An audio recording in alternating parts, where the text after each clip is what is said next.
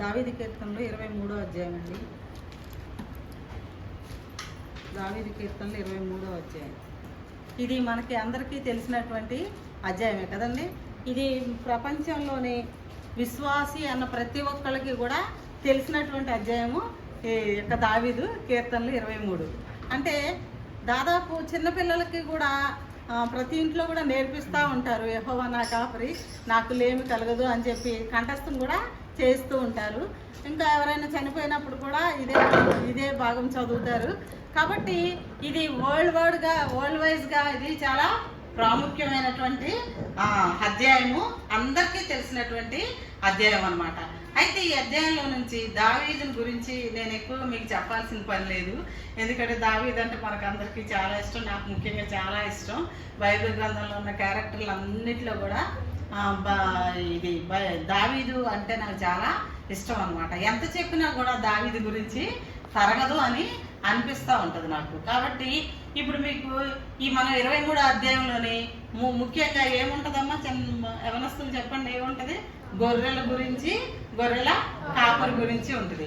ఈ యొక్క గొర్రెల కాపరి అనే విషయం ఈ బైబిల్ అంతట్లో 200 సార్లు ప్రస్తావించబడింది. 200 సార్లు గొర్రెలు మేపడము, మందలు, లేకపోతే గొర్రెల కాపరి, ఈ వర్డింగ్స్ అన్నీ కూడా మొత్తం లెక్క పెడతా వస్తే 200 సార్లు ఈ విషయం రాయబడుతూ వచ్చిందనమాట.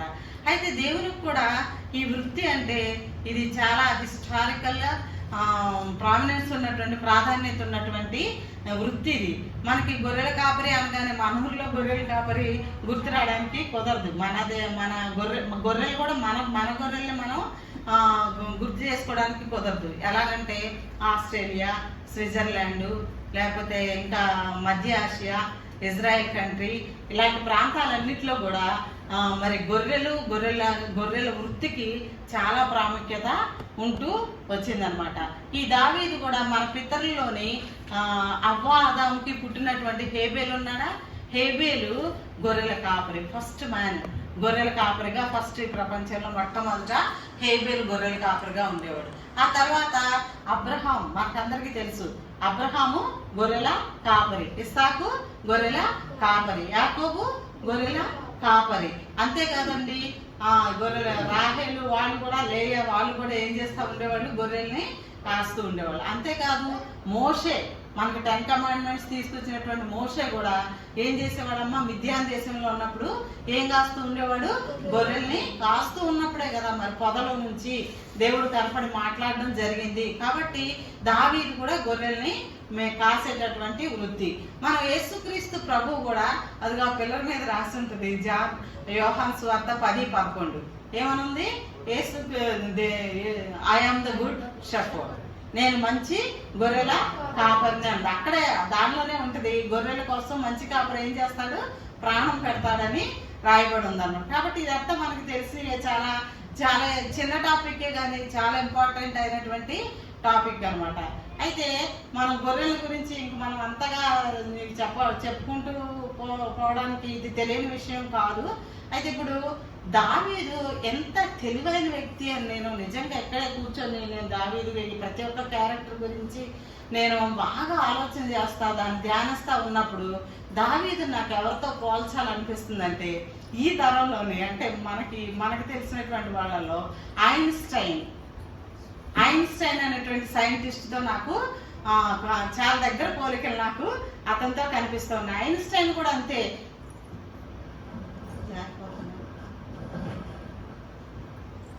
ఐన్స్టైన్ కూడా ఎంతో అసలు ఎవరు ఊహించినటువంటి విషయాల్ని ఆయన ఎంతో ప్రపంచవ్యాప్తంగా కనిపెట్టినటువంటి గొప్ప వ్యక్తి. అసలు ఎవరు కనిపెడతారు? ఆకాశం ఎలా ఉందో, మరి సూర్యచంద్ర నక్షత్రాలు ఎలాగున్నాయో, వాటి గమనం ఎలాగుందో అదంతా ఇంట్లో కూర్చొని 10 సంవత్సరాలు మ్యాథమెటిక్స్ మీద, ఫిజిక్స్ మీద కాన్సన్ట్రేషన్ చేసి ఆ విషయాలు ఐన్స్టైన్ కనుక్కోగలిగాడు అనమాట. కానీ దావీదు మహారాజు క్రీస్తు పూర్వం 1000 సంవత్సరాల క్రితం ఉన్నటువంటి మనిషి. ఆయన మనం 140 కీర్తన, 145 కీర్తన, లేకపోతే 139వ కీర్తన ఇవన్నీ చదువుతుంటే ఆకాశం గురించి, నక్షత్రాల గురించి, మకర నగరాల గురించి, సముద్రంలో ఉన్నటువంటి జంతువుల గురించి స్తుతించండి స్తుతించండి అని ఎంత బాగా రాస్తూ వచ్చాడనమాట. కాబట్టి నాకు అనిపిస్తుంది, అంతేకాదు 139వ కీర్తనలోని ఒక వండర్ఫుల్ వర్డ్ ఉంది. ఏమని ఉంటుందంటే, నువ్వు నా గర్భంలో, తెలుగు బైబిల్ కాకుండా ఇంగ్లీష్ బైబిల్ అయితే WROUGHT అంటే ఏంటి? రాట్ అంటే గర్భంలో నన్ను రూపించిన వాడు నీవే అని తెలుగులో రాసింది. ఇంగ్లీష్ బైబిల్లోనైతే గర్భములో నువ్వు నన్ను నేసావు నన్ను అల్లిక చేసావని ఉంది. అయితే 1950 వరకు కూడా అరిస్టాటిల్ వాళ్ళు వచ్చే వరకు కూడా అసలు DNA అనేది కనిపెట్టలేదు. DNA అంటే ఎలా ఉంటుంది? ఇలాగా ఉంటుంది కదా, అలా మల్టిప్లై అవ్వుకుంటూ బిడ్డ ఫామ్ అవ్వుకుంటూ వస్తాడని చెప్పి ఎక్స్రేలు స్కానింగ్లు వచ్చిన తర్వాత అల్లిక మనిషి పిండం, చిన్న పిండము, మనం అప్పటి వరకు అనుకునేవారు ఎలా పెరిగి వచ్చిందేమో అనుకునేవారు గర్భం. అయితే అది WROUGHT అని ఉంటుంది ఇంగ్లీష్ బైబిల్లో. ఇంకా ఎవ్రీ భాషలోనైతే కరెక్ట్గా అల్లిక చేసిన వాడవు నీవే, గర్భంలో నా తల్లి గర్భంలో నన్ను అల్లిక చేసిన వాడవు నీవే అని రాసి ఉంటుంది. కాబట్టి అటువంటి విషయం ఎలా తెలిసింది? ఎప్పుడో క్రీస్తు పూర్వం 1000 సంవత్సరాల క్రితం అల్లిక జరిగింది నా కడుపులో, నా తల్లి గర్భంలో. నాకు అంటే సాలిపురుగు అలాగే నేస్తుందో అలాగా నేసుకుంటూ రాబడింది అని చెప్తారు. కాబట్టి దావీదు మహారాజు ఆయన గొర్రెల కాపరిగానే మనకు బుక్లో కనిపిస్తాడు, కానీ ఆయన చాలా గొప్ప సైంటిస్ట్. అందుకే చాలా మంది సైంటిస్టులు యోధా గోత్రంలో నుంచే రావడం జరిగింది. దీనికి ఇంకా అప్పటికి ఇంకా రాలేదు కాబట్టి ఇంకా అతను జాగ్రత్త చేస్తుంటే ఐన్స్టైన్ వాళ్ళు కూడా సరిపోరేమో దావీదు మహారాజుతో అని నాకు అనిపిస్తూ ఉంటుంది. అయితే ఇప్పుడు మన దావీదు కీర్తనలు 23వ అధ్యాయంలోని మనకి తెలిసిన అధ్యాయమే. ఎన్ని వచనాలు ఉంటాయండి? 6 వచనాలు ఉంటాయి. ఎన్ని వచనాలు ఉంటాయి? 6 వచనాలే ఉంటాయి. ఎంత తెలివైన వ్యక్తి అయితే 6 వచనాలలో తన టెస్టిమోనీ మొత్తం రాసి పెట్టాడు. తన యొక్క మొత్తం మొదటి 3 వచనాలు చైల్డ్హుడ్ స్టేజ్ అంటే బాల్య దినాలు. ప్రతి విశ్వాసకి కూడా బాల్య దినాలు ఎలా ఉంటాయి ఆత్మీయంగా అనేది 3 వచనాల్లో రాయబడి ఉంటుంది. అది నేను చదవక్కర్లేదు కదా. పచ్చని గల చోట్ల లేకపోతే శాంతికరమైన జలముల యొద్ద యెహోవా నా కాపరి నాకు లేమి కలిదివి ఆ 3 వచనాల్లో ఉండేవి. మీరు చదివినా నేను చదివినా అవే ఉండేవి. కాబట్టి బాల్య దినాల్లో విశ్వాసి యొక్క బాల్య దినాలు ఎంత హ్యాపీగా ఉంటాయంటే శాంతికరమైన జలాల దగ్గర, పచ్చిక కలిగిన చోట్ల దగ్గర మనం ఉండేటటువంటి విధంగా ఉంటాయి. కానీ ఈవేళ నేను మీతో మాట్లాడాలనుకుంటుంది 4వ వచనంలోని ఒక వండర్ఫుల్ స్టేట్మెంట్ ఉంది. Incredible statement. ప్రతి విశ్వాసి షేక్ అయ్యేటటువంటి స్టేట్మెంట్ అక్కడ ఇచ్చాడు. ఏమని ఇచ్చాడంటే, అది అసలు నిజంగా ఏ ఒక్కళ్ళు కూడా ఎంత పెద్ద విశ్వాసైనా ఆ మాట చెప్పలేరు. ఏమని ఉందంటే అక్కడ, I will fear no evil for you are with me. I will fear no evil. ఈ ఒక్క మాట చెప్పాలనుకుంటున్నాను. I will fear no evil. Will అంటే ఏంటి? ఫ్యూచర్ టెన్స్ కదండి. ఫ్యూచర్ లో నేను ఏ అపాయానికి భయపడను. ఎవరు చెప్తారండి ఇది? ఫ్యూచర్ లో ఏ అపాయం వచ్చినా, ఏ అనారోగ్యం వచ్చినా, కిడ్నీలు పోయినా, గుండె పోయినా, అప్పులు పాలైనా, జీతాలు సరిపోకపోయినా, లేకపోతే ఏదో టైఫాయిడ్ వచ్చినా, లేకపోతే యాక్సిడెంట్ అయినా, లేకపోతే ఇంకేదైనా అప్పులు పాలైపోయినా, ఏదో తెలియని ఒక సునామీలు కుటుంబంలో ఆ సునామీ వచ్చినట్టు, తుఫాన్ వచ్చినట్టు, వరద వచ్చినట్టు ఎన్నో వస్తాయి. అక్కడ ఏముంది? Through the shadow of the valley ఏముందా? త్రూ ఏమనుందంటే, through I walk through the valley of the shadow of death. Through అంటే నేను ఏ పరిస్థితి, త్రూ అంటే నేను ఏ పరిస్థితిలో గుండా వెళ్ళవలసి వచ్చినా ఇక్కడ నిలబడిపోయానని కాదు. త్రూ అనే మాటకి నేను ఇక్కడ స్టాగ్నెట్ అయ్యానని కాదు. నేను ప్రయాణం చేస్తూ ఉన్నప్పుడు, నేను వెళుతూ ఉన్నప్పుడు నా జీవితంలో ఏ డిసప్పాయింట్ వచ్చినా, లేకపోతే ఒక యాక్సిడెంట్, సడన్ గా యాక్సిడెంట్ జరిగినా, లేకపోతే సడన్ గా ఒకటి వచ్చి నా మీద పడినా, I will no fear. I will no fear. మనతో నిజంగా దేవుడు మాట్లాడినప్పటికీ కూడా దేవుడు నాతో మాట్లాడాడు అని చెప్పాలంటే మనకు భయం. అది జరగకపోతే అనుకుంటాం మనం కదా. ఇప్పుడు దావీదు ఏం చెప్తున్నాడు? I will no fear. ఈవిల్కి అసలు నేను చెడుదా నాకేదో చెడు జరుగుతుంది అనే దాని గురించి నేను భయపడను.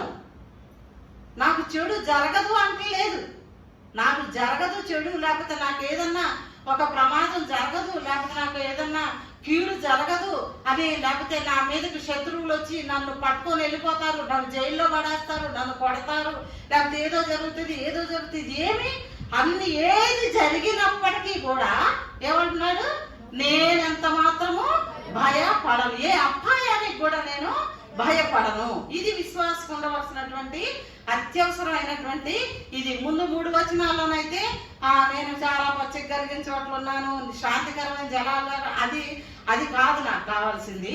ఇప్పుడు 4వ వచనంలోకి వచ్చేసరికి 4, 5 వచనాలు ఏం చెప్తుంటాయి, ఇంకా 6వ వచనానికి వెళ్ళేసరికి ఇంకా ఆయన చనిపోయిన తర్వాత సంగతి నేను దేవుడి మందిరంలో నేను నివాసము చేస్తాను అని చెప్పేస్తున్నాడు. అది మరి పూర్తిగా చనిపోయిన తర్వాత నేను దేవుని మందిరంలో నేను నివాసం, పరలోకంలో నేను నివాసం చేస్తాను. మధ్యలో నేను ఏమైపోతాను, లేకపోతే కొంతమంది చెప్తారు ఏమనంటే రక్షించబడ్డావు కానీ, నాకు అలాగే చెప్పేవారు, నేను రక్షించబడిన కొత్తలోని ఎవరో ఒకళ్ళు వచ్చి నువ్వు రక్షించబడ్డావు కానీ నువ్వు ఒక్కదానివే ఎలా కొనసాగిస్తావు భక్తిని, నువ్వు అంతం వరకు దాన్ని కొనసాగించలేవు, నువ్వు మధ్యలోనే జారిపోతావు, చాలా కష్టం, రక్షించబడ్డం సులభమే కానీ దాన్ని కొనసాగించడం చాలా కష్టం అని చెప్తే నేను నిజంగా చిన్నబిడ్డగా ఉండేదాన్ని కాబట్టి భయపడిపోయేదాన్ని.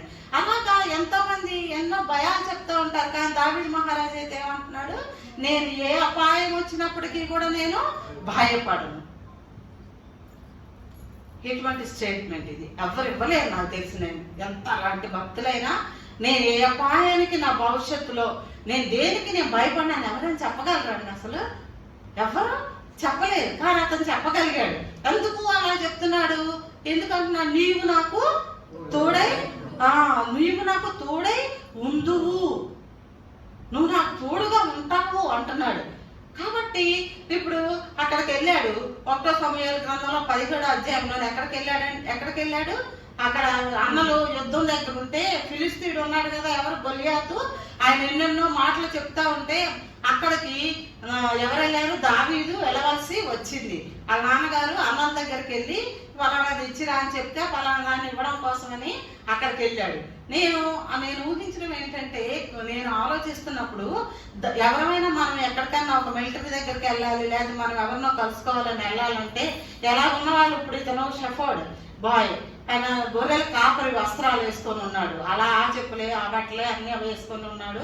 అలాగే ఎలా ఉన్నాడో అలాగే అక్కడికి వెళ్ళాడు అనమాట. అది మనం ఎలా చెప్తామంటే, అక్కడ మనం కొన్ని వచనాలు చదువుతూ ఉంటే ఏమని ఉందంటే, ఏం మీకు తెలుసు కదా, గొలియాతు దగ్గరికి వెళ్ళినప్పుడు ఏంతో యుద్ధం చేశాడు? ఒడిసెల రాయితో యుద్ధం చేశాడు. వడిసెలు అంటే మనం చిన్నప్పుడు మన బ్రదర్స్ ఏదో వడిసెలు ఇలా తయారు చేసుకొని ఇలా కొట్టి వడిసెలు కాదండి అది.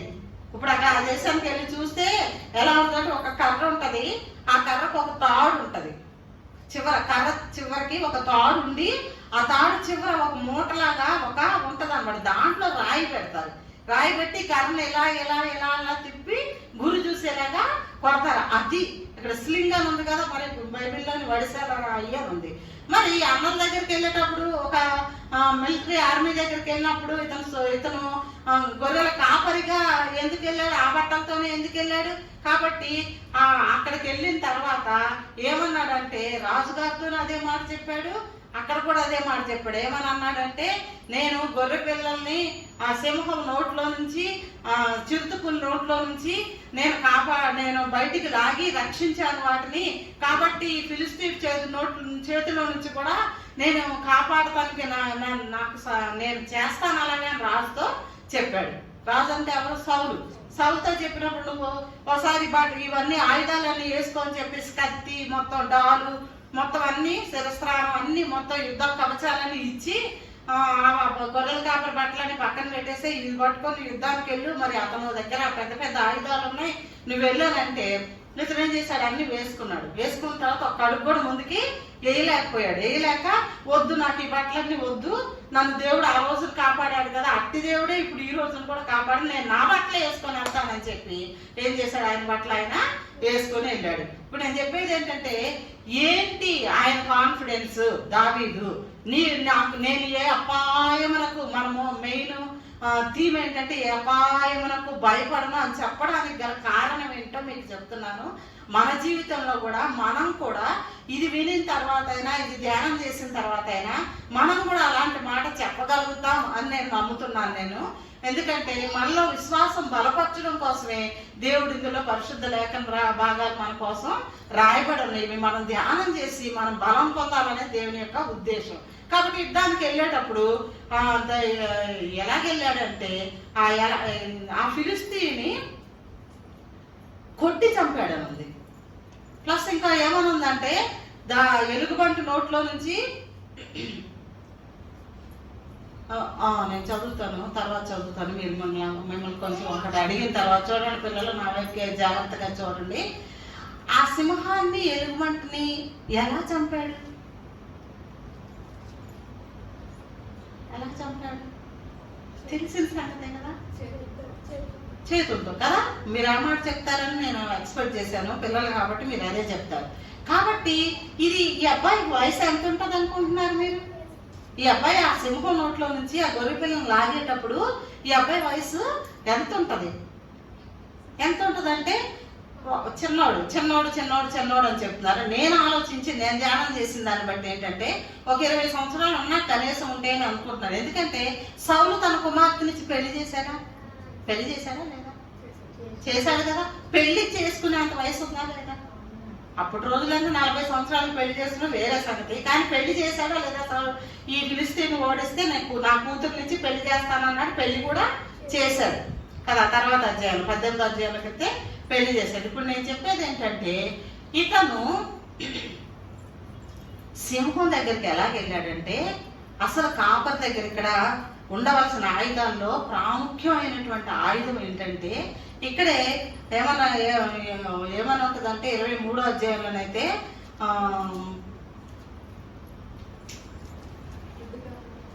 Your rod and your staff they comfort me అని ఉంది. అదే 1 సమూయేలు 17వ అధ్యాయంలోకి వెళ్తే 40వ వచనంలోని then he took his staff in his hand. ఏం పట్టుకున్నాడమ్మా?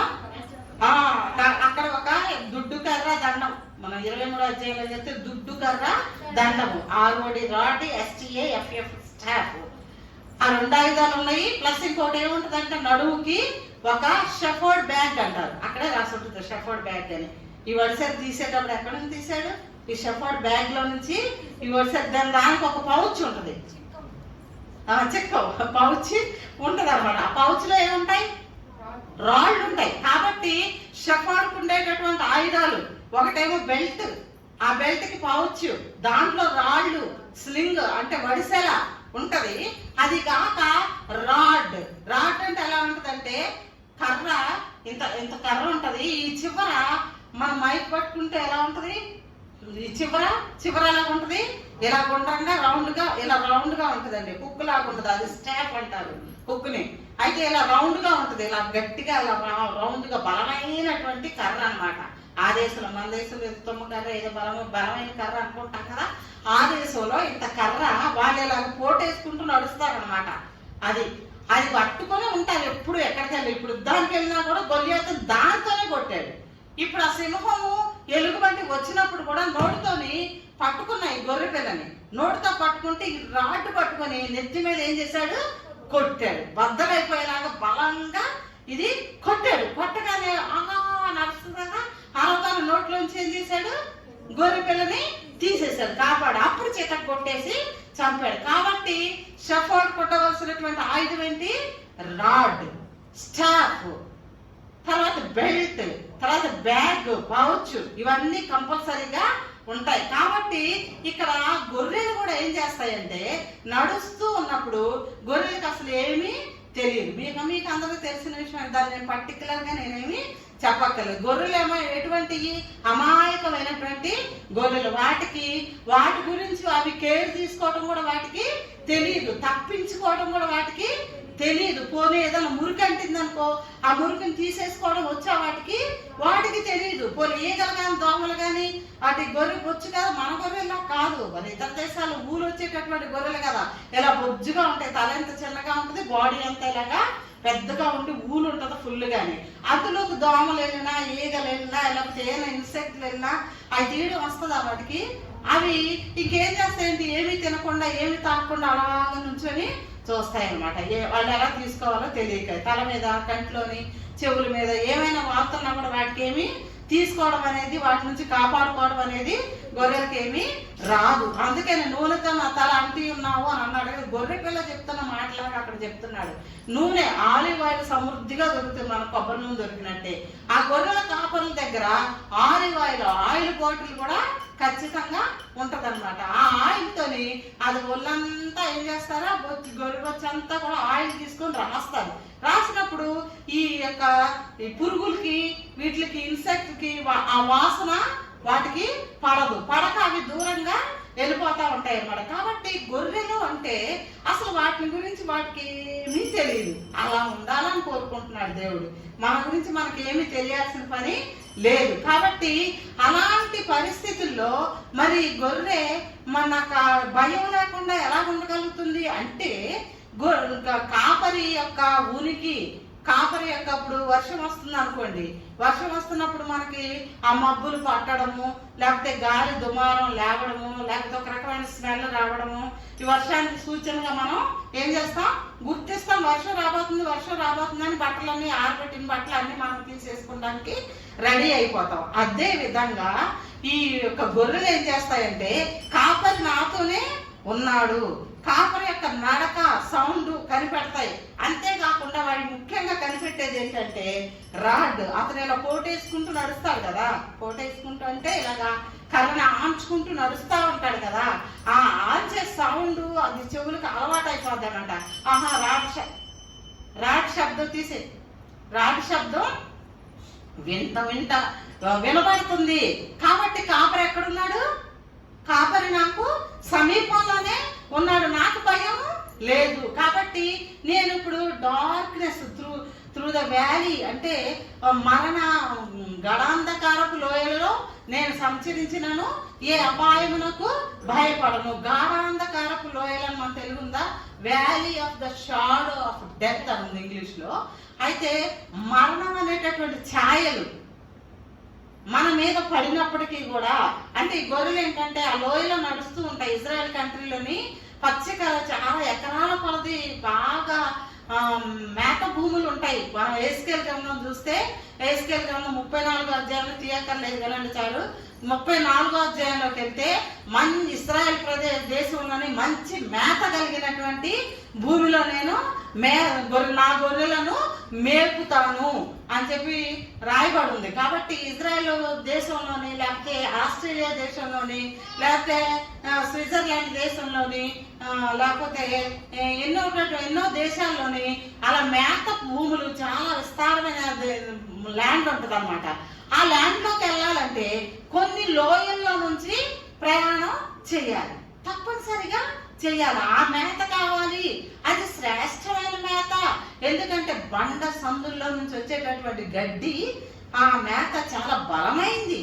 అది ప్రకృతి వనరులన్నీ దాంట్లో, మొత్తం అన్ని దాంట్లోని ఉంటాయన్నమాట. అంత కొండల్లోని అంత భూమి, అంత మంచి భూమి ఎక్కడి నుంచి వస్తుంది, మేత ఎక్కడి నుంచి వస్తుంది అని అంటే, మధ్యధరా సముద్రం ఉంది కదండి పక్కన, ఆ మధ్యధరా సముద్రం నుంచి వచ్చే చల్లటి గాలులకి మాయిశ్చరైజ్ అయిపోయి ల్యాండ్ పచ్చటి భూమిని, పచ్చటి మొలకల్ని మొలిపిస్తూ ఉంటుంది అనమాట. చాలా గ్రీన్ గ్రాస్ ఉంటుంది ఎక్కువ. ఈ గొర్రెలు అక్కడ తీసుకొని వెళ్ళాలంటే మధ్యలో లోయలు ఉంటాయి. ఆ లోయలు ఎలాగుంటాయి అంటే ఎత్తైన పర్వతాలు ఉంటాయి. ఆ పర్వతాల యొక్క నీడ ఈ లోయలో పడుతుంది. పడినప్పుడు ఆ లోయ అంతా ఎలా ఉంటుంది, అప్పుడు చెప్పండి పిల్లలు, ఎలా ఉంటుంది? చీకటిగా ఉంటుంది. చీకటిగా ఉంటే అందులో చీకట్లో నుంచి వెళ్ళాలంటే మామూలు గొర్రెలకైతే భయం ఉంటుంది. కానీ పక్కన ఎవరున్నారని వాటికి ధైర్యం వస్తుంది? కాపరి యొక్క స్టాఫ్, కాపరి యొక్క రాడ్, కాపరి యొక్క సౌండ్, కాపరి యొక్క మాటలు, పలికిడి అంతా కూడా గమనించుకుంటూ కాన్ఫిడెంట్గా వెళ్ళిపోతా బిలబిల ఆడుకుంటూ వెళ్ళిపోతా ఉంటాయి అన్నమాట. కాబట్టి ఇప్పుడు ఇక్కడ జరిగే ప్రమాదం ఏంటంటే, నేను భయపడను అన్నాడు కదా దావీదు. భయపడే సిచ్యుయేషన్ అక్కడ ఉంటుంది. ఏముంటదంటే, ఎప్పుడైతే గొర్రెల్ని ఎత్తుకెళ్ళిపోదాం, గొర్రెల్ని తినేద్దాం అనుకునే 5 రకాల జంతువులు ఆ లోయల్లోని, ఆ చీకట్లోని పొంచి వేసుకొని ఆ యొక్క గుహ ద్వారాల దగ్గర ఆ చీకట్లోని కనపడకుండా, చాలా మనకి తోడేళ్ళు నక్కలు ఎంతో తెలివైనవి అని మనం జిత్తులు మారి నక్కని ఇలాగ మనం మన దేశంలో చెప్పుకుంటాం కదా. ఆ దేశంలో కూడా నక్కలు ఉన్నాయి, అక్కడ కూడా తోడేళ్ళు ఉన్నాయి, ఇంకా మనకు తెలియనటువంటి జంతువులు, క్రూర జంతువులు అక్కడ ఉన్నాయన్నమాట. కాబట్టి అవి ఆ షాడో దగ్గరకు వచ్చి, ఆ నీడలోకి వచ్చి ఇలా కటిగా ఉంటాయన్నమాట ఆ గుహ ద్వారాల దగ్గర. ఇప్పుడు కటిక చీకటి, మొన్న ఎవరో అదే దేశం వెళ్ళిన వాళ్ళు నాతో చెప్పారు. ఏమనంటే, ఆ దేశం వెళ్ళి వాళ్ళు ఏదో వర్క్షిప్ దీనికోసం వెళ్ళారంట. వెళ్ళిన తర్వాత వాళ్ళ పని అయిపోయిన తర్వాత వాళ్ళు మార్నింగ్ లేసి రన్నింగ్ చేసే అలవాటు ఉండి రన్నింగ్ చేస్తూ ఉంటే అక్కడ ఒక 2 కిలోమీటర్లు కటిక చీకటి లోయ ఉంది అని రాసిందంట అక్కడ. అంటే వీళ్ళు ఏం చేశారంటే, మనం ఎంతమంది ఉన్నాం కదా, పరిగెత్తుకుంటూ వెళ్దాంలే, 2 కిలోమీటర్లు దాటితే అవతల సస్యశ్యామలమైన ప్రదేశం ఉంది, రన్నింగ్ చేయడానికి చాలా బాగుంది అంటున్నారు కదా, ఈ దేశం వచ్చాం కదా, మనం వెళ్ళి చూద్దాం అనుకొని వాళ్ళు ఆ దేశానికి ఆ లోయలో నుంచి పరిగెత్తుకొని వెళ్దాం అనుకొని వెళ్తుంటే, అందులోకి అడుగు పెట్టినప్పుడు 2-3 అడుగులు వేయగానే కట్టిగా చీకటను వర్ణింపలేనంత చీకటన్న మనిషి ఎవరు చెయ్యి వాళ్ళకు కూడా కనిపించట్లేదు. వాళ్ళకి తెలియకుండా వాళ్ళకి వెన్నుపూసలు జలదరింపు వచ్చేసి భయం అనేది చాలా భయం కలిగిందంట. భయము అంటే తెలియనటువంటి విశ్వాసాలు అక్కడికి వెళ్ళింది. అయినప్పటికీ కూడా వాళ్ళకి ఏమనిపించింది? భయం. కాబట్టి చీకట్లోకి వెళ్ళినప్పుడు, కటిక చీకటి గాఢాంధకారపు లోయలోకి వెళ్ళినప్పుడు మరి దావీదు ఎలా చెప్తున్నాడు, నేను భయపడను, నేను ఏ పరిస్థితి వచ్చినప్పటికీ నా ప్రయాణంలో నేను భయపడను, నీవు నాకు తోడై ఉంటావు, నేను గొర్రెని, నేను నిన్ను నమ్ముకున్న గొర్రెని, నేను ఒక విశ్వాసిని, నేను రక్షించబడ్డాను, నేను నీ బిడ్డని, 100% నీ కోసమే బ్రతుకుతున్నాను, నేను నీ కోసం త్యాగం చేసుకున్నాను, నీ కోసం నేను సమర్పణ కలిగి ఉన్నాను, నీ కోసం నేను ప్రేమ కలిగి ఉన్నాను, నువ్వు నాకు ఎందుకు తోడుగా ఉండవు, నేను ఏ అపాయంలో నుంచి వెళ్ళినప్పటికీ కూడా నువ్వు నాకు తోడై ఉందువు, కాబట్టి నేను ఏ అపాయానికి భయపడను. కాబట్టి లోయలో నుంచి వెళ్ళేటప్పుడు అప్పుడు పడింది అన్నమాట. ఏంటి? సింహం. ఎక్కడ దాటి ఇంకా నయ్యం. నేను చదువుతూ ఉంటే దావీదుకి ఇంకా ఆ లోయలో ఇంకా ఏ ప్రమాదం జరగలేదు. పాములు కూడా ఉంటాయి, చాలా ప్రమాదకరమైన పాములు కూడా ఉంటాయి, 5 రకాల జంతువులు ఉంటాయి. వాటిలో ఇంకా ఆయన అరణ్యంలో ఉన్నప్పుడు, అరణ్యంలోకి వెళ్ళిపోయిన తర్వాత అక్కడన్నా సింహము ఎలుగుబంటి వచ్చినాయి కానీ లోయలోని రాలేదు. ఇలాగా లోయలో గుండా నేను వెళ్ళినప్పటికీ కూడా నేను ఈ అపాయానికి భయపడను. ఎందుకు భయపడడు చెప్పండి? ఎందుకు భయపడడు? Your rod and your staff, నీ దుడ్డుకర్ర నీ దండము ఉన్నాయి. సింహంలో మొహాన్ని పగలగొట్టి చీల్చి పగలగొట్టేసరికి పగిలిపోయింది మొఖం. పగిలిపోయేసరికి నోట్లో నుంచి ఏం బయటకు వచ్చింది? గొర్రె పిల్ల బయటకు వచ్చింది. మామూలుగా ఒక పిల్లోడు వెళ్ళి చిన్న పిల్లోడు 10th క్లాస్ ఇంటర్మీడియట్ చదివే పిల్లోడు, లేదా degree history 2nd year 3rd year చదివే అబ్బాయి వెళ్ళి సింహం నోట్లోంచి గొర్రె పిల్లని తెస్తాను ఎవరైనా తేగలరా? ఎంత ఇంకా పెద్ద వ్యక్తి అయినా తేగలరా? తేలేడు. కానీ ఏముంది అక్కడ? దుడ్డుకర్ర దండము. నీ దుడ్డుకర్ర నీ దండము. నీ దుడ్డుకర్ర నీ దండం అంటే ఏమని అర్థం అంటే, మనకి బైబిల్లోని మనకి సేఫ్టీ అండ్ సెక్యూరిటీ, సేఫ్టీ ఏంటి, ప్రొటెక్షన్ అండ్ కంఫర్ట్. అట్లా పేరు ఏంటంటే మనం చెప్పుకోవాల్సింది protection and comfort, safety and care. Safety and care. నీ దగ్గర సేఫ్టీ ఉంది ప్రభా, నీ దగ్గర కేర్ ఉంది ప్రభా, నీ దగ్గర ప్రొటెక్షన్ ఉంది ప్రభా, నీ దగ్గర ఏముంది? వెలుగు ఉంది ప్రభా. ఆ వెలుగు కూడా గుర్తు అన్నమాట. కాబట్టి నీ దగ్గర ఇన్ని ఉన్నాయి ఆయుధాలు. నువ్వు మంచి గొర్రెల కాపరివి, నువ్వు ప్రాణం పెడతావు. ఆయన గుడ్ షెఫర్డ్, నువ్వు నా కోసం ప్రాణం పెడతావు. నీ చేతిలో రాడ్ ఉంది, నీ చేతిలో స్టాఫ్ ఉంది. నేనెందుకు భయపడతాను? నేను భయపడను ప్రభా. ఎట్టి దుష్టుడు వచ్చినా ఏమనుంది? తెస్సలోనిక 2వ తెస్సలోనిక 3:3లో ఏమనుందంటే, ప్రభువు నమ్మదగిన వాడు ప్రతి దుష్టత్వం నుంచి నిన్ను కాపాడడానికి సమర్థుడు అని ఉంది. అర్థమైందా? కాబట్టి 2వ తెస్సలోనిక 3:3 రాసుకోండి. ఆ దుష్టత్వం నుంచి కాపాడే కెపాసిటీ, ఆ ఆయుధాలు ఎవరి దగ్గర ఉన్నాయి? కాపరి దగ్గర ఉన్నాయి. కాబట్టి నీకెందుకు భయం? కాపరి దగ్గర ఉన్నాయి. నిన్ను విడిపించే కెపాసిటీ కాపరి దగ్గర ఉంది. దావీదుకి ఎంత ధైర్యం ఎక్కడి నుంచి వచ్చిందని నేను వెనక నుంచి ఆలోచిస్తూ ఉంటాను. ఆయన బ్యాక్గ్రౌండ్, ఆయనకి నాన్నగారు యెషయా, తాతయ్య ఓబేదు, తాతయ్య నాన్న బోయజ్, బోయజ్ భార్య రూతు.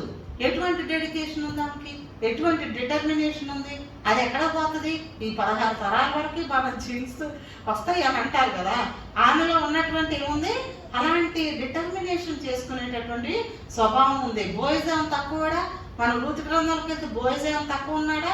ఆయన కాదు, ఓబే తక్కువ కాదు. పూర్వంలోకి వెళ్ళిపోతే అబ్రహాం కూడా ఈయన యొక్క పితరుడే.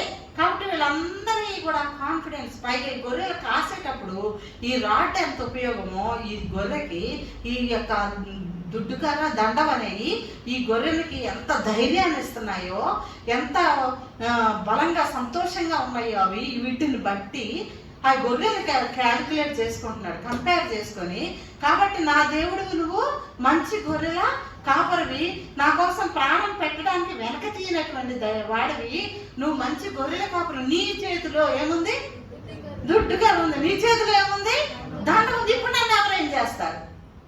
ఇప్పుడు నా మీదకి ఎవరు వచ్చి పడతారు? ఇప్పుడు నా మీదకి ఏ అనారోగ్యం వస్తుంది? వస్తే ఆయన చేతిలో ఏముంది? ఏదైనా చేయగలిగిన కెపాసిటీ ఉంది. కాబట్టి దావీదు అంత చిన్న వయసులోనే, ఆయన ఇంకా రాజు ఇంకా అవన్నటువంటి టైంలోనే అక్కడికి వెళ్ళి ఏం చెప్తున్నాడు? 1వ సమూయేలు రాజుగారి దగ్గరికి వెళ్ళి, సౌలు రాజు దగ్గరికి వెళ్ళి ఏం చెప్తున్నాడు? 40వ వచనంలోని, then he took his staff to his hand and he chose for himself 5 smooth stones from the brook and put them in a shepherd's bag in a pouch which he had, and his sling was in his hand and he drew near to the Philistine. చూసారా? కాబట్టి ఎంత బాగా చెప్పగలిగాడు. కాబట్టి మన జీవితంలో మనము ఇంకా దాని ముందు మనం ఎంతకన్నా ఎక్కువ చెప్పుకోవాల్సిన అక్కర్లేదు. The valley of the shadow of death. Death అని పదం ఉపయోగించాడండి ఇక్కడ. నువ్వు చచ్చిపోతావు. హాస్పిటల్కి వెళ్తే ఏమంటారు? ఏమని చెప్తారండి? కొన్ని కేసులు, అన్ని కేసులకు నువ్వు చచ్చిపోతావు అని చెప్తారు డాక్టర్ దగ్గరికి వెళ్తే. దానికి ఏదో మందులు ఇచ్చి పంపుతారు. కొన్ని కేసులకి ఏం చెప్తారండి? ఇంక మందులు లేవండి, ఇంక అయిపోయినాయి మందులు, ఇంక మీకు చెప్పాల్సింది ఏమీ లేదు, మీరు ఇంక సిద్ధపడిపోండి, 1 నెల 2 నెలలు 3 నెలలు ఎంత ఉంది మీకు టైము, అయిపోయిందని చెప్తారు. ఇక్కడ ఏమని చెప్తున్నాడు? Shadow of death. మరణపు ఛాయలు నీ మీద పడినప్పటికీ కూడా ఏమని చెప్తున్నాడు? నువ్వు నాకున్నావు, నేను ఏ కీడుకి ఏ అపాయానికి నేను భయపడను. కాబట్టి ఇది ఒక గొర్రెపిల్ల, మన గొర్రెపిల్లల అయినటువంటి మనం విశ్వాస జీవితంలో మనం ఏమి గట్టిగా కలిగి ఉండాలి? నువ్వు నా ప్రభా, నీ రాడ్ ఉంది, నీ స్టాఫ్ ఉంది, నేను చీకట్లోకి వెళ్ళినా, నేను అగాఢాంధకారంలోకి వెళ్ళినా, లేకపోతే సింహం వచ్చి నా మీద పడినా, నువ్వు దాని ముఖం పగలగొట్టి నన్ను కాపాడటానికి కెపాసిటీ నీకుంది ప్రభా. నువ్వు మంచి గొర్రెల కాపరివి, నువ్వు ప్రాణం పెట్టే కాపరివి. ఏమన్నాడు యోహాను సువార్త 21వ అధ్యాయంలో?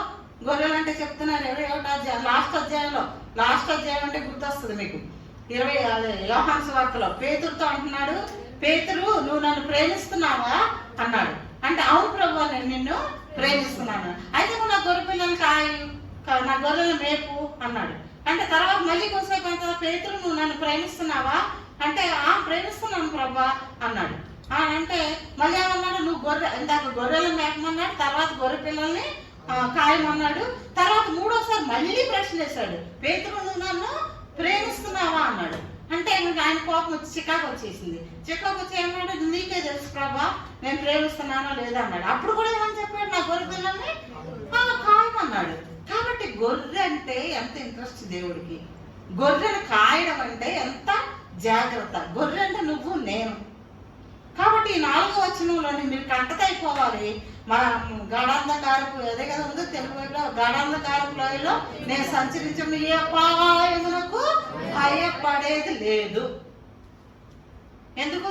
నువ్వు నాకు తోడై ఉన్నావు, నీ దుడ్డు కదా నీ దండము నన్ను కాపాడుతుంది. ఇప్పుడు మీకు అర్థమైందా? ఆ 4వ వచనం పాప మీకు అర్థమైందా? ఇక మీరు భయపడేది ఏముందా ఇందులో? మనకైతే యాక్చువల్గా టైఫాయిడ్ జ్వరం వస్తేనే ఏమైపోతాం, ప్రాణం పోతుందేమో భయం వేసి, ప్రాణం పోతుందేమో టెన్షన్, భయం. అంటే ఏదైనా చిన్నది వచ్చిందంటే మనకి ప్రాణం పోతుందేమో అని భయము వస్తుంది. భయపడాల్సిన పని ఇక్కడ మనం ఈ అధ్యాయం చిన్నప్పటి నుంచి చదువుతానే ఉన్నాం, దేవుడు తెలిసిన దగ్గర నుంచి. సో ఇప్పుడు మీకు 4వ వచనం అర్థమైందా? అర్థం కాలేదా? అర్థమైందంటే కొంచెం ముందుకెళ్ళి ఇంకొక పాయింట్ చెప్పి అది ముగించేస్తాను. అర్థమైందా? ఇక భయపడతారా దేనికైనా? ఏముంది దేవుని చేతిలో? సేఫ్టీ, ప్రొటెక్షన్ ఉంది, సేఫ్టీ ఉంది, కేర్ ఉంది, లైట్ ఉంది, ఇన్ని ఉన్నాయి. కాబట్టి మనకి అంధకారం వచ్చినా కుటుంబంలోకి ఏదో ఒకటి వచ్చి పడుతుంది అనుకోమ్మా. సునామీ వస్తుంది, మనం ఎవరైనా ఊహిస్తాము. ఎంతమంది కొట్టుకుపోయారు బీచ్లో కదా? నుంచున్న వాళ్ళు ఆడుతున్నట్టు వెళ్ళిపోయారు. సునామీ చెప్పి రాదు కదా. అలాగే చెప్పి రాకుండా వస్తాయి మన జీవితంలోకి. మన వ్యక్తిగత జీవితంలోకైనా, కుటుంబ జీవితంలోకైనా, సంఘ జీవితంలోకి, దేనికైనా సరే చెప్పకుండానే వస్తాయి. కానీ అప్పుడు ఎవరున్నారు మనకి? గొర్రె కాపరి మనకి ఉన్నాడనమాట. ఇప్పుడు మనం కొంచెం ఇంకొక 5వ వచనంలోకి, 3వ వచనంలోని దేవుడు నిత్యం నాతో మాట్లాడుతుంది. రీసెంట్గా ఒక 2-3 నెలల నుంచి ఇది నాతో మాట్లాడుతున్నటువంటి నిజమైనటువంటి మాట. నేను ఎన్నోసార్లు చదివానేమో కానీ నేను రీసెంట్గా దేవుడు మాట్లాడుతుంటే నేను సడన్గా ఇంట్లో తిరుగుతూ ఉన్నప్పుడు నా చెవిలో నుంచి వినిపిస్తుంది. ఇంత క్లారిటీగా మీకు చెప్పాలని నేను అనుకోలేదు, అయినా మరి దేవుడు చెప్పవలసి వచ్చింది. ఇప్పుడు చెప్పాలని ప్రేరేపణ వచ్చింది. చెప్పాలని నేను అసలు అనుకోలేదు. నేను ఇంట్లో తిరుగుతున్నప్పుడు నా చెవిలో, నాకు గుండెలో నుంచి నాకు దేవుడి స్వరం తెలుసు వినడం. అయితే ఇప్పుడు కొత్త విధానాల్లో విన్నాను నేను. నా గుండెలో నుంచి చిన్న శబ్దం చెవిలోకి వస్తుంది. ఏమనంటే ఐ రెస్టోర్స్ టు యూ అని వినపడుతుంది. చిన్నటి మాట. ఏంటి నాకు వినపడుతుంది రెస్టోర్స్ టు యూ అనుకున్నాను. అది ఎక్కడుంది రిఫరెన్స్ నాకు గుర్తు రావట్లేదు. నాకు మధ్య చాలా వచ్చేసింది, చాలా గుర్తు రావట్లేదు. చాలా బాగా జ్ఞాపక శక్తి ఉండేది నేను చదువుకునే రోజు. అంటే ఎక్కడుందబ్బా అనుకో నీకు ఎవరికి చెప్పలేదు. నేను అసలు ఇప్పుడు కూడా ఎవరికి చెప్పలేదు. అలా తిరుగుతా అంటే మళ్ళీ అదే మాట సడన్గా ఐ రెస్టోర్స్ టు యూ అని వస్తుంది. అంటే ఏంటి ప్రభా నాకేమైంది? ఒక 2-3 నెలల క్రితం నాకేమైందో కూడా నాకు తెలియదు. బాగానే ఉన్నాను కదా, ఎందుకు రెస్టోర్స్ యూ నేను రెస్టోర్ చేస్తానని చెప్తున్నావు, ఎందుకు? నేను బాగానే ఉన్నానుగా అనుకున్నాను. అనుకొని ఇంకా ఆగలేక, అంటే ఎక్కువసార్లు వినిపిస్తుంది అదే మాట. నేను వచ్చి ఏం చేశానంటే మందిరంలోకి వచ్చాను. 24 గంటలు మందిరంలో 3 పూట్ల మినిమం కనీసం మందిరంలో గడపకపోతే నా బ్రతుకు లేక అసలు ఏమి పిచ్చి ఎక్కుతుంది. లేకపోతే నేను అసలు బ్రతకలేను. మందిరంలోకి వచ్చి నేను మోకరించి ప్రార్థన చేసుకోకపోతే నా వల్ల కాదు. అసలు నాకు 24 గంటలు ఉండాలంటుంది. కుటుంబం కాబట్టి తప్పనిసరి కిందకి వెళ్తాను నేను అంతే. ఇప్పుడు అక్కడ మ్యాట్ వేసుకొని అక్కడ మోకరించడం నాకు అది నా ప్లేసు. ఆ రోజు ఏంటంటే నాకు అనుకోకుండా ఒక ఐడియా వచ్చింది. ఏమనంటే ఇక్కడ మ్యాట్ వేసుకున్నాం, ఇక్కడ ఇప్పుడు టేబుల్ ఉన్న ప్లేస్లో ఇక్కడ మ్యాట్ వేసుకొని స్టేజీకి ఎదురుగా నిలువుగా మోకరించి ఎంతసేపు మోకరించగలను అంతసేపు నిలువుగా మోకరించి నేను దేవుని ధ్యానంలో గడుపుదాం అనుకున్నాను. అనుకుని ఇలా మ్యాట్ వేసుకొని కళ్ళు మూసుకునే ముందు ఇలా తెరవగానే ఇక్కడ ఏమని రాసిందండి? I will restores to you. ఏమనుంది ఇక్కడ? I will restore to you. Yovel గ్రంథం 2:25 మన సంవత్సరం వాగ్దానం. ఎన్నిసార్లు చూసుంటామో తెలియదు. కానీ ఇక్కడ మోకరించి కళ్ళు తెరవగానే గుండెలు జల్లు మంద నాకు. మనిషి అక్కడ నుంచొని I will restore you. Will అంటే ఏంటండి? ఫ్యూచర్. నేను ఇంకెందన్నప్పుడేమో ఐ రెస్టోర్స్ టు యూ అని చెప్తుంది ప్రెసెంట్ టెన్స్ లో కదండి. ఇక్కడికి వచ్చేసరికి ఏం చెప్తుంది? I will restore to you అని చూసి ఉలిక్కిపడ్డాను. అమ్మో, ఇక్కడ కూడా ఇస్తాడు దేవుడు, ఇక్కడ నుంచో చెప్పేస్తున్నాడు నాకు అనుకున్నాను. ఎవరికి చెప్పలేదండి ఎక్స్పీరియన్స్. దాదాపు నేను ఎవరికి చెప్పను. చెప్పే అంత నాకు ఎవరు అనిపించలేదండి వారికి. అర్థమైందా? కాబట్టి నేను ఎప్పుడు ఎవరితో ఏమీ చెప్పలేదు. నమ్మరు ఎవరైనా. సో కాబట్టి ఆ తర్వాత హాస్పిటల్కి వెళ్తే ఆ తర్వాత ఏం చెప్పారు బాబు? ఏం చెప్పారమ్మా? ఆ తర్వాత హాస్పిటల్కి వెళ్తే నీ గుండె పని చేయట్లేదు, నీ గుండె పని చేయడం లేదు 3 రోజులే. అది ఎలా పని చేస్తుందో ఆ డాక్టర్ గారు చూసి ముఖం అంతా వికారం అయిపోయి వచ్చి చేతులు కట్టుకొని కూర్చొని ఏమండి మీకు పని చేయట్లేదండి, ఇంకా ఏదైనా మందులు రాయండి డాక్టర్ గారు, మీరు ఏదో ఒకటి రాయండి, అందాక తెలుసుకోవాలి కదంటే ఏం రాయడానికి కూడా పెన్ను కదలలేదు ఆయనకి. అర్థమైందా? కాబట్టి I will restore to you సంవత్సరం వాగ్దానం. ఇక్కడ ఏం వాగ్దానం ఏముంది? 3వ వచనంలో ఏముంది అక్కడ? Very good. నా ప్రాణమునకైనా సేవ తీర్చున్నాడు. Telugu bible, English bible. అందుకే ఇంగ్లీష్ వచ్చిన వాళ్ళు రెస్టోర్స్ మై సోల్ చూసారా. కాబట్టి ఇంగ్లీష్ చేతనైతే మీరు ఈ బైబిల్ ఆ బైబిల్ దగ్గర పెట్టుకోనైనా చదవండి, కానీ కరెక్ట్ గా ఉంటుంది పదం అక్కడ. ఈ రెస్టోర్స్ మై సోల్ అని ఉంది. ఆయన ప్రాణములకైనా సేద తీరుస్తున్నాడు అని ఉంది. ఎంత బాగా చెప్పగలిగాడు. రెస్టోరేషన్ ఎలాగ వస్తుంది అనుకున్నారు? ఇది ఒక్కటి చెప్పి నేను ముగిస్తాను. రెస్టోరేషన్ ఎలాగ వస్తుందో మీకు చెప్తున్నాను. మీరు ఫాలో అయితే ఫాలో అవ్వండి, ఫాలో అవ్వకపోతే వదిలేయండి. మీ భక్తి మీ ఇష్టం, ఎలా చేసుకుంటారో మీ ఇష్టం, మీ కర్మ లేకపోతే మీ అదృష్టమో ఏం చేసుకుంటారో నాకు తెలియదు. ఎప్పుడు వస్తుందంటే రెస్టోరేషన్ తిని పడుకుంటే రాదండి. దేవుడు ఇచ్చాడు కదా 2 చేతులు తిన్నంత మాత్రాన నీకేమి ప్రాణానికి ఏమి కలిసి వచ్చేది లేదు. ఎప్పుడు మీ ప్రాణానికి సేద తీర్చబడుతుందంటే, ఎప్పుడు మీ ఇల్నెస్, సిక్నెస్, మీ రోగాలు, మీ బాధలు, మీ యొక్క బలహీనతలు, డాక్టర్ మీ వల్ల కాదని చెప్పిన డాక్టర్ మాటలు అన్ని వ్యర్థమైపోవాలంటే ఒకటి చేయాలి. మీరు చేయలేరు. ఎవరైనా చేస్తానక్క నేనని ఎవరైనా వస్తే నా చేసి చూపించండి, నేను నిజంగా మీకు శాల్యూట్ చేస్తాను. నేను చెప్పేది ఒకటి మాట. అక్క నువ్వు అలా చెప్తున్నావా, అంత గర్వం అనుకోవచ్చు. నాకు తెలుసు ప్రతి ఒక్కరు గొర్రె సంగతి, గొర్రె కాపులకు తెలుసా. అది గులోయిలో పడిపోయింది అనుకో, నడుస్తుంది, దానికి తెలియదు, ఇలా దారి అనుకుంటుంది, నడిచి దక్కన పడిపోయింది పక్కన. ఏం చేస్తాడు గొర్రెల కాపురి? వెంటనే ఆయన దగ్గర స్టాఫ్ ఉంటుంది, అంటే దండం. అది 6 అడుగులు ఎత్తుంటది. 6 అడుగులు అంటే ఇంత నాగాని నేను 5 3 ఉంటా అంతే కదా. 6 అడుగులు ఎత్తుంటది ఆ కర్ర. ఆ కర్రని ఇలా యేసు ప్రభు ఫోటో ఉన్న దగ్గర కూడా కర్ర ఇలాగే పెట్టుకొని ఉన్నట్టుగా అనిపిస్తుంది. హుక్స్ ఉంటుంది ఇలా, ఆ కర్రకి చివరి ఇలాగా హుక్స్ ఉంటుంది అనమాట.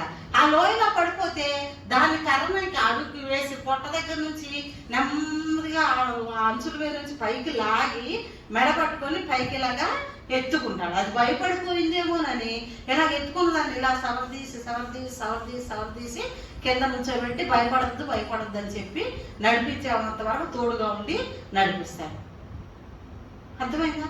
కాబట్టి అంత ప్రొటెక్షన్ ఉంది కాపర్ దగ్గర. ఇప్పుడు నేను చెప్పబోయే రెస్టారేషన్ మీకు ఎలా వస్తుందంటే, మనకు అనిపిస్తుంది నాకు డబ్బులు ఉన్నాయి, హాస్పిటల్కి వెళ్తే మందులు వస్తారు, లేకపోతే నేను వెల్లూరు వెళ్తాను, లేకపోతే ఇంకెక్కడికి విదేశాలు వెళ్తాను, జర్మనీ వెళ్తాను, అక్కడ హాస్పిటల్ ఉంది అక్కడికి వెళ్తాను అని అనుకుంటాం.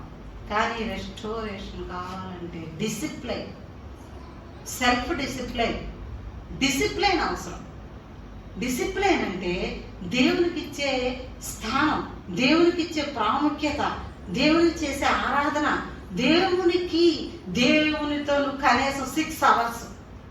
నేను చెప్పేది మొన్న ఒక అమ్మాయి పేపర్ కాదు ఎక్కడ చూశాను నేను. ఆ పాప వాళ్ళ నాన్నగారు పంచర్లు వేసుకుంటాడు, సైకిల్ పంచర్లా చూసారు కదా మీరు చూసారా? పాపను చూసారా? పంచర్ వేసుకుంటాడంట ఆ నాన్న, పంచర్లు వేస్తాడంట. ఆ నాన్నే ఆ అమ్మని అటు ఇటు నుంచోబెట్టుకొని ఆ పిల్ల డిఎస్పి వేసుకొని నుంచొని ఫోటో దిగింది. ఆ అమ్మాయి చెప్పిన మాట కోసం చెప్తున్నాను. ఆ అమ్మాయి ఏమైతే నాకు అనవసరం. ఆ అమ్మాయి నువ్వు ఇలాగ తెలుగు మీడియంలో రాసావు ఎగ్జామ్, నువ్వు ఇలా 350 ర్యాంక్ వచ్చింది, నువ్వు ఎన్ని గంటలు చదివావు, ఎంత కష్టపడ్డావు? నేను రోజుకి 10 అవర్స్, రోజుకి ఎన్ని అవర్స్? 10 అవర్స్ కూర్చొని కదలకుండా నేను 10 అవర్స్ చదివాను. నేను రోజుకి 10 అవర్స్ చొప్పున 6 నెలలు చదివాను. కోచింగ్లో కూడా వెళ్ళలేదు నేను. డిఎస్పీ పోస్ట్ వచ్చింది నాకని చెప్పింది. ఒక డిఎస్పీ పోస్ట్కి ఆ అమ్మాయి 10 అవర్స్ చదివింది కదా. నువ్వు గంట మోకరించి ఉద్ది ముసలి కన్నీరు కాచి ఏడ్చి ముక్కు చీదుకొని కళ్ళు తుడుచుకొని ఖర్చు తడిచిపోయిందో లేచి దీనికి ఏంటి రెస్టోరేషన్ వస్తుంది మీకు? ఇదే నేను ఇందాక మీకు సవాల్ చేసింది. మీరు మీ వల్ల కాదన్నా చూసారా? ఎవరన్నా పౌరుషం వచ్చి చేసేవాళ్ళు ఉంటే నా దగ్గరకు వచ్చి చెప్పండి. 6 అవర్స్ మినిమం. నేను చెప్పేది మినిమం. డెడ్ ఈజీ 6 అవర్స్ ఉండదు. పొద్దున్న లేసి ఒక 2 గంటలు ఉండొచ్చు, మధ్యాహ్నం 2 గంటలు ఉండొచ్చు, రాత్రి తక్కువ టైం 6 గంటలు అంటే. కనీసం 6 గంటల సేపు నువ్వు దేవుడి దగ్గర కూర్చొని ఆయన పాదాల దగ్గర కూర్చొని ఎంతమంది రెస్టారేషన్ పొందారు? ఆ గెరాసీన్ దేశంలో వాడికి ఎన్ని దయాలు పట్టినాయి? 2000 ఆయన రాసింది అక్కడ తెలుగు బైబిల్లో. ఇంగ్లీష్ బైబిల్లో LEGION అంటే ఎంతో మంది ఆ ఇంగ్లీష్ దేశంలోని 6,000 అని లెక్క రీజియన్ అంటే వేలు కొంత సమూహం.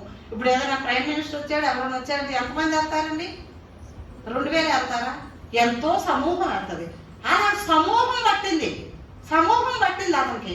అంత పడితే రెస్టోరేషన్ అయ్యి పాదాల దగ్గర కూర్చొని, అయ్యా నేను నీతో పాటే వస్తానయ్యా, నేను నన్ను ఇక్కడ ఉండమని అనగాక నేను నీతో పాటే వస్తాను అన్నాడు. అర్థమైందా? కాబట్టి ఎంతమందికి రెస్టోరేషన్ వచ్చింది? ఎంతోమందికి. ఆ తప్పైన కుమారుడు అందరికి తెలిసిన సంగతి. ఆ పోయి ఎంతో నాశనం అయిపోయింది. వస్తే తండ్రి ఇమ్మీడియట్ గా చెప్పులు తొడిగాడు. చెప్పులు అంటే ఏంటి? వారసుడు, కుటుంబంలో వారసుడు అని. ఉంగరం తొడిగాడు. మనం ఉంగరం పెట్టుకుంటే సోక్ అనుకుంటాం. ఆ ఉంగరం పెట్టుకుంటే ఏమని అర్థం? వారసుడు అని అర్థం. ఏమని అర్థం?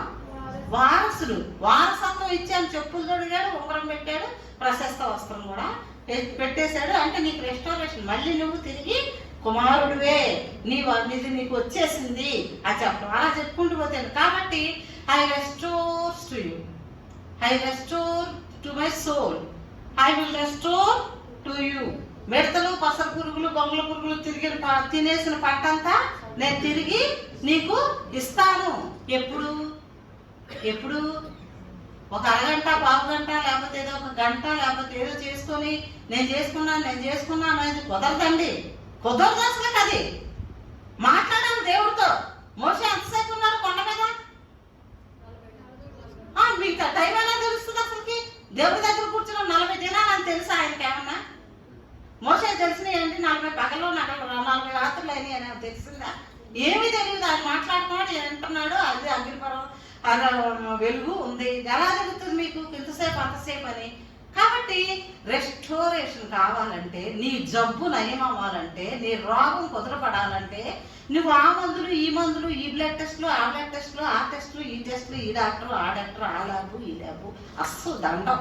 అది ఏముండాలి? డిసిప్లైన్ ఉండాలి. ఏముండాలి? డిసిప్లైన్. నీ శరీరం దేవుడు నీకు ఇచ్చాడంటే నీ ఇష్టం కాదు ఇది. ఒక వ్యభిచారం చేయకోకుండా ఉంటానికే కాదు ఇది. అంటే అవునా కదా? ఈ శరీరాన్ని దేవుడు నీకు ఎలాగ అప్పు చెప్పాడో దాన్ని ఉదయాన్నే లేపాలి. ఎన్ని గంటలకి? 5 గంటలకల్లా తెల్లవారుజాము. ఇంకా తెల్లవారక ముందే, ఇంకా పెద్దల కాడే, ఇంకా చీకటిగా ఉండగానే ఎవరు లేచారు? మరి ఎప్పుడు లేవాలి? డిసిప్లైన్. అదే డిసిప్లైన్ అంటే. ఎన్ని గంటలకు తినాలి? ఎన్ని గంటలు మళ్ళీ నువ్వు రెస్ట్లోకి వెళ్ళాలి? ఎన్ని గంటలు? మొత్తం డిసిప్లైనేనండి. మొత్తం డిసిప్లైన్ లేకోకుండా నీ శరీరం బాగుపడదు. తినటం కూడా డిసిప్లైన్ అక్క. అమ్మా తినటం కూడా డిసిప్లైన్ అని. ఎక్కడ పడతాను తినేటమైనా డిసిప్లైన్ అంతా. ఈ రెస్టోరేషన్ కూడా ఏం కావాలి? డిసిప్లైన్. భక్తిలో డిసిప్లైన్, అన్నిటిలో డిసిప్లైన్. నీకు ఇచ్చిన కళ్ళు దేవుడికి నీ జాగ్రత్తగా అప్పు చెప్పాలి. నీకు ఇచ్చినటువంటి శరీరాన్ని నువ్వు జాగ్రత్తగా దేవుడికి నీకు ఇచ్చిన టైం నువ్వు జాగ్రత్తగా దేవుడికి అప్పు చెప్పాలి. డిసిప్లైన్. అప్పుడు నీకు రెస్టోరేషన్ వస్తుంది. నేను వాక్యం చదివిన దాన్ని బట్టి, నాకు అర్థమైన దాన్ని బట్టి నేను ఈ విషయాలు యవనస్తులైన పిల్లలకి, మీకు చిన్నపిల్లలకి, ప్రతి ఒక్కరికి ఈ విషయాలు తెలియాలి. నేను ఏదైతే మెడిటేషన్ చేస్తానో, ఇక్కడ ఏదైతే గడుపుతూ వస్తానో అది చెప్పడానికే చూస్తాను. కాబట్టి దేవుడి మాటలు దీవించును గాక.